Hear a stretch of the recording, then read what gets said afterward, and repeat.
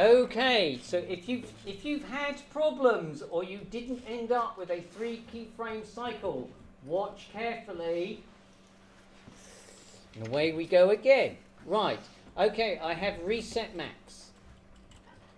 I'm going to go to my create panel and I'm going to go to my helpers and I'm going to go to my cat objects and I'm going to go to my cat parent and I'm going to find myself my game character and I'm going to click and drag a game character in. Okay, my game character is in and I am not going to mess with the rig. I'm going to go to the motion panel.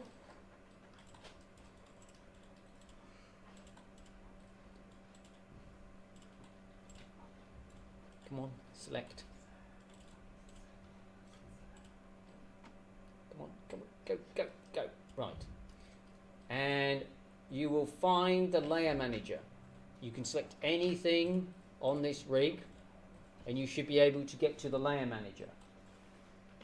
I need to add an animation layer and then I need to set this to green. If I don't do that, then I'm not adding animations. Right, okay, once I've set that up, I'm happy.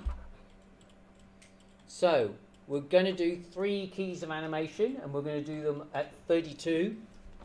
So I'm going to Control Alt click and I'm going to right click and I'm going to drag until I hit 32 frames.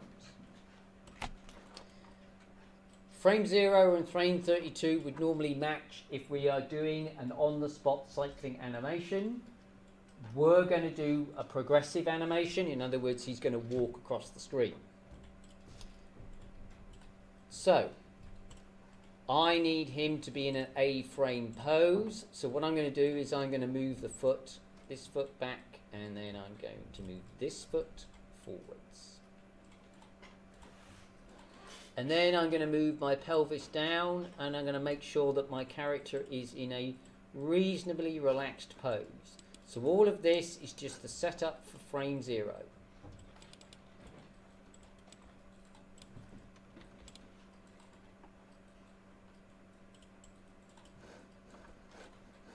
Okay, so I've set up my frame 0 and I'm happy that that's a fairly relaxed pose. I've made sure that both sets of feet are flat on the floor and I've made sure that none of the knees are stretched. So this pelvis height is key. I want my character relaxed.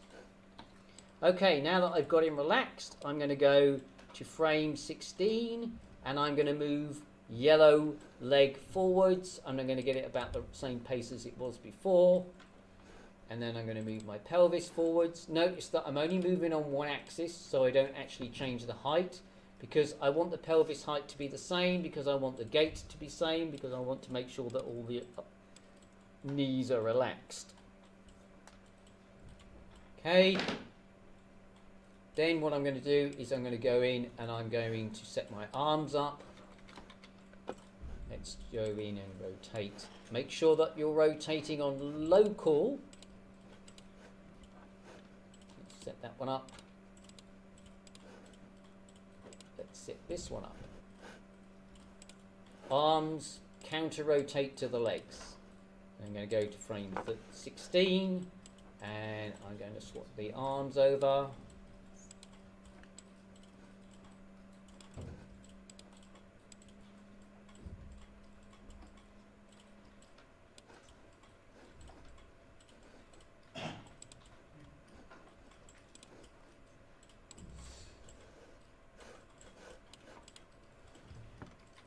So I have one step. I have a mere 2 keys, 0, 16. Now I'm going to go in and I'm going to go and do frame 32. So for the arm that I've got selected, I'm going to right click where it says 32/32 on this bar and I'm going to steal frame 0. I'm going to select the other arm. Going to do the same thing, going to right click, steal frame 0. I now have my arms animating. I'm going to go in, I'm going to select this back foot. Now this is the important thing, this is where we have to key holds. I'm at frame 32, I don't have any other keys. I'm going to move this forward, and I'm going to move the pelvis forward. And again, I'm going to check that my character's in a relaxed A-frame, no over-tightening of the knees, no lifting of the ankles. Because I didn't have a key on frame 16, what happens when I play the animation is I get the blue leg foot slides. That's because I have a key at frame 0 and I want it at 16, and all I'm going to do is I'm going to drag the key from 0 to 16, and I'm going to play the animation. And I get a mediocre walk cycle of somebody walking on ice, or a really lazy teenager, or maybe somebody polishing the floor with slippers. I'm not sure.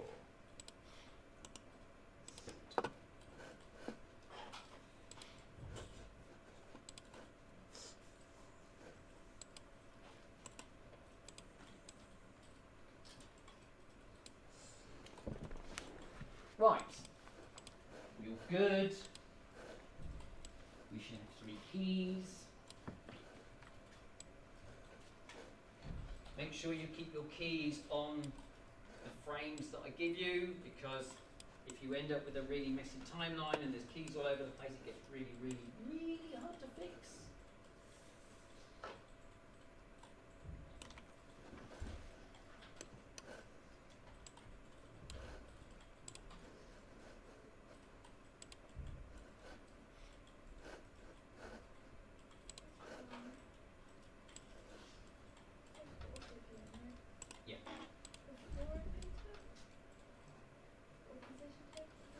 Frame 0, you don't need it, but for the other frames you do need it.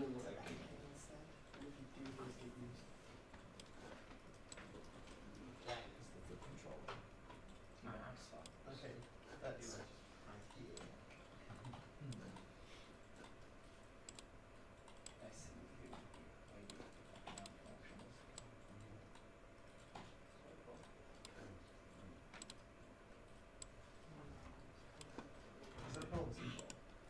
Is there a what?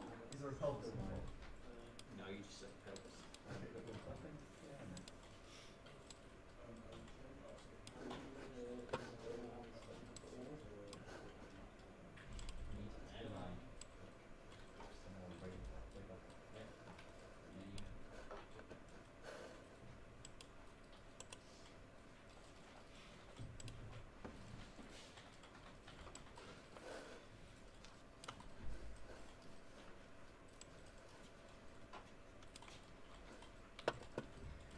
Right, okay, once we have got 3 keys,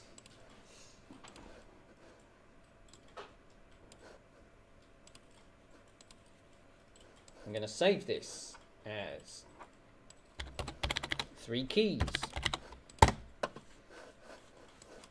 because if I bugger it up, I want to be able to go back to 3 keys.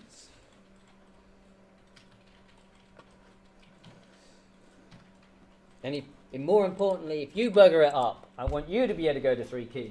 If your 3 keys is right, you can do 5 keys. And if your 5 keys is right, you can start adding all the nuanced stuff. Okay, so I have my A-frames. The important thing about the A-frame is the fact that you basically have load bearing. Your character has double contact, both feet are on the ground, and he has load bearing between these 2 points. So what happens on the passing? So if you go to frame 8, you should notice that your yellow leg is passing your blue leg. So this is passing. And what should happen is this foot controller needs to come off the ground, because rarely do people slide their feet along the ground. So in other words, this comes up off the ground. And to begin with, all we're going to do is just lift it up. We're not going to add any nuance. We're not rotating that thing. The important thing is the pelvis needs to be over our contact point, and it's almost certainly not going to be. So we need to move our character forwards just on the pelvis, because he should be, if anything, falling forwards, not backwards. This is wrong. This is absolutely wrong. If your character does this during a step, he falls backwards. This is right. Okay, that's ludicrous. Right, okay, so he needs to be a little bit forwards. His weight needs to be somewhere within the frame of the blue foot. And then we can go to frame 24 and we can do the reverse. So, we need the pelvis somewhere on the yellow foot, and we need the blue controller up off the ground.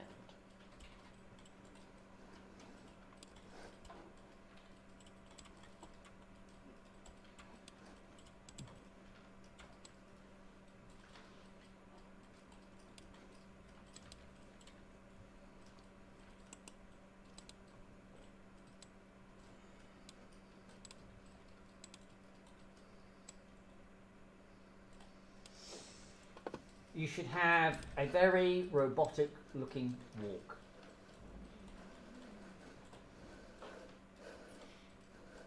But that's okay, because this is how you build up a walk cycle. Is there a pause button? There's a stop. No pause?